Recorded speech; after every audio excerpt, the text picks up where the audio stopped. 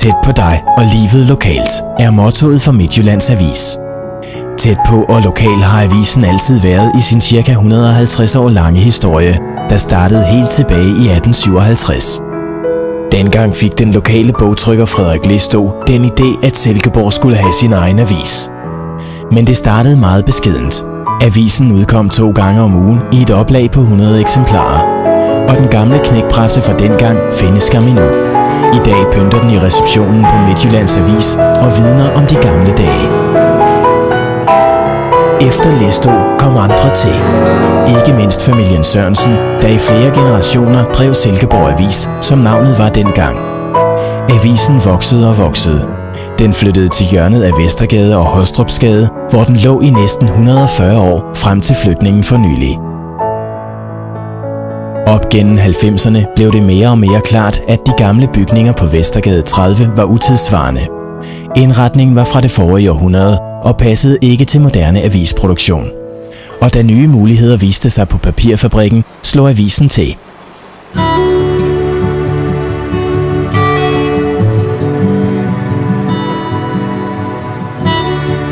Den 1. maj 2001 kunne Midtjyllands Avis på forsiden meddele, at flytningen var besluttet. Dermed var en æra i byens og avisens historie ved at nå sin afslutning. På det tidspunkt lignede de nuværende avisbygninger stadig en ruin.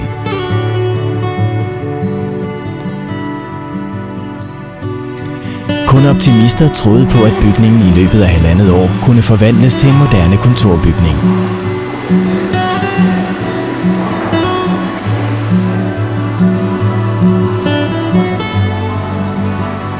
Den gamle papirmaskinebygning, der rummede 2 af papirfabrikkens store maskiner, var blevet tømt og alt indbo fjernet.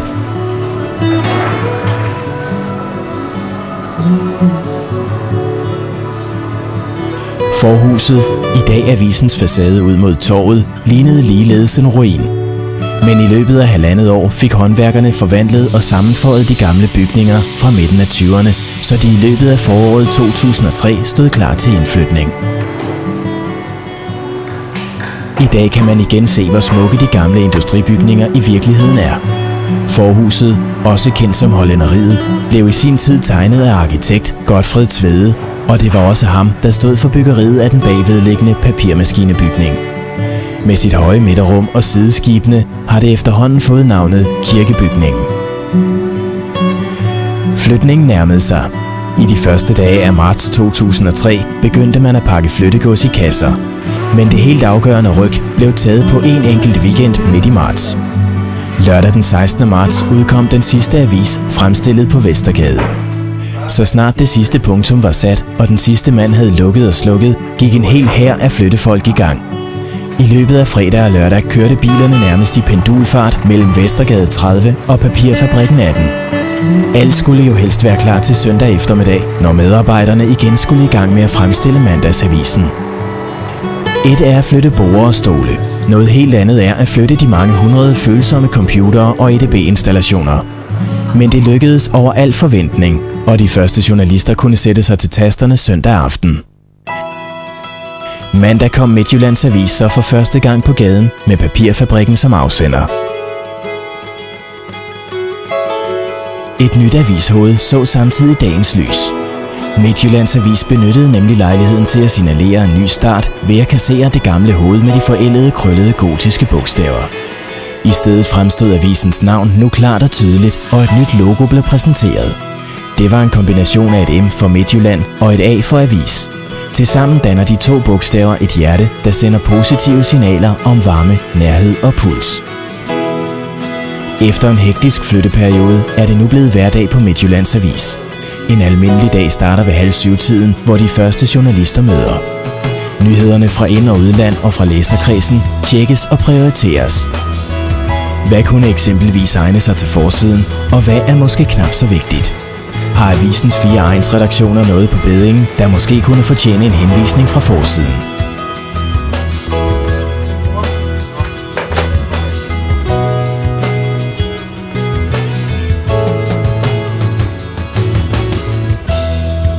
Ved 7:30-tiden møder resten af medarbejderne.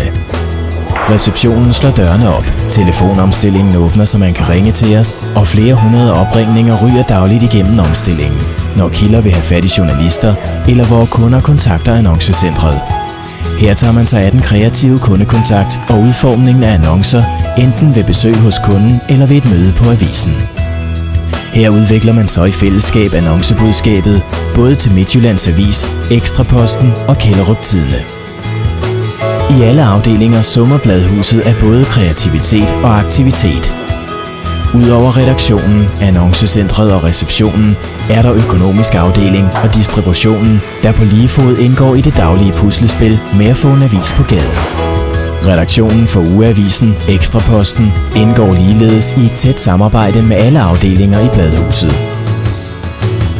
Efterhånden som formiddagen skrider frem, færdiggøres alle avisens sider en efter en i redaktionssekretariatet. De forskellige annoncer har annoncecentret allerede sat på via et nyt moderne bookingsystem. Når teksten er færdigredigeret, layoutet og placeret på siden, overføres de færdige sider elektronisk til trykkeriet i Viby. Så snart de første aviser er trykt færdige, begynder vognmændene at transportere de mange stakke med aviser. Tidligt på eftermiddagen får kioskerne og de første abonnenter leveret deres avis. En helt lille hær af flittige avisbude sørger for den endelige distribution til læserne. Selvom avisen er trykt, stopper arbejdet i Bladhuset på Papirfabrikken slet ikke. For eksempel arbejder annoncefolkene og journalisterne troligt videre. Historier til næste dags avis skal ringes hjem, og man er ude i marken for at tale med de mennesker, der skal i avisen næste dag. Samtidig kører 3 fotografer rundt i hele læserkredsen for at tage aktuelle billeder til de nye historier. Både fotograferne og journalisterne arbejder døgnet rundt, hvis det er nødvendigt. Ofte er man ude til aftenarrangementer, hvor det bliver langt over midnat, inden det sidste punktum er sat, eller det sidste digitale billede er gjort færdigt på computeren. Så der er liv i Bladhuset 24 timer i døgnet. For inden længe er det igen blevet morgen, og så starter arbejdet forfra. Man må heller ikke glemme, at avisens medarbejdere også er på arbejde i weekenden. Det gælder blandt andre budene og distributionen, fotografer og journalister.